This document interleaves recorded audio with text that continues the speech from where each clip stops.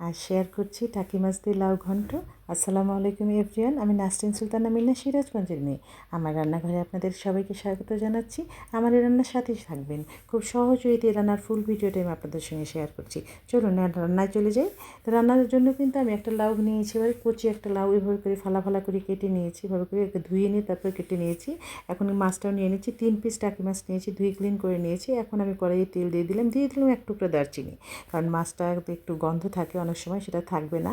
তো এভাবে করে কিন্তু পেঁয়াজ কুচি দিয়ে দিলাম। পেঁয়াজ কুচি আমি ভেজে নিচ্ছি লাল লাল করে, পেঁয়াজটা ভাজা হয়ে গিয়েছে। এখন কিন্তু কিছু মশলা অ্যাড করছি, জিরে বাটা, আদা বাটা, রসুন বাটা, এভাবে সব কিছু দিয়ে দিলাম। আমি দিয়ে দেওয়ার পরে এখন কিন্তু লাল মরিচের গুঁড়ো দিয়ে দিয়েছি, কাঁচামরিচ বাটাও দিয়ে দিয়েছি, হলুদ গুঁড়ো দিয়ে দিয়েছি, সব কিছু দিয়ে লবণ দিয়ে কিন্তু আমি কষিয়ে নিচ্ছি মশলাটা।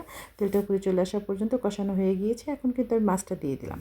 টাকি মাছটা এভাবে করে কষিয়ে নিচ্ছি, অল্প অল্প করে হালকা পানি দিয়ে আমি কষিয়ে নিচ্ছি, গরম পানি দিয়ে অল্প অল্প করে কষিয়ে নিচ্ছি। তো মাছটা এভাবে করে কষানো হয়ে গেলে তারপরে কিন্তু এর মধ্যে আমি লাউটা দিয়ে দেবো। এই রান্না কিন্তু একেবারেই সহজ, একদম প্যারা নেই। এই রান্না কিন্তু খেতে কিন্তু অনেক বেশি ভালো লাগে।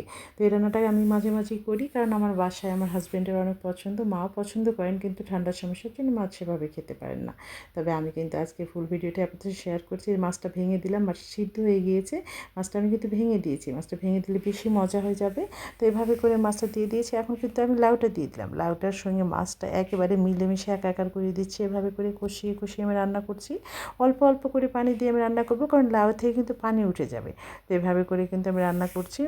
রান্নার একটা পর্যায়ে অল্প অল্প করে পানি দিয়ে গ্যাসের ফ্লেমটা একটু মিডিয়াম আঁচে থাকতে হবে। এভাবে করে রান্না করছি। দেখুন কতটা সবুজ, কতটা সুন্দর। লাউটা এত বেশি কচি ছিল, মানে কিচ্ছু বলার নেই। তো লাউটা এত ভালো ছিল। মাছটাও আজকেই নিয়ে এসেছে, এই জন্য ভাবলাম আজকেই করে নিই, কারণ সদ্য সদ্য সব কিছুই ভীষণ ভালো লাগে।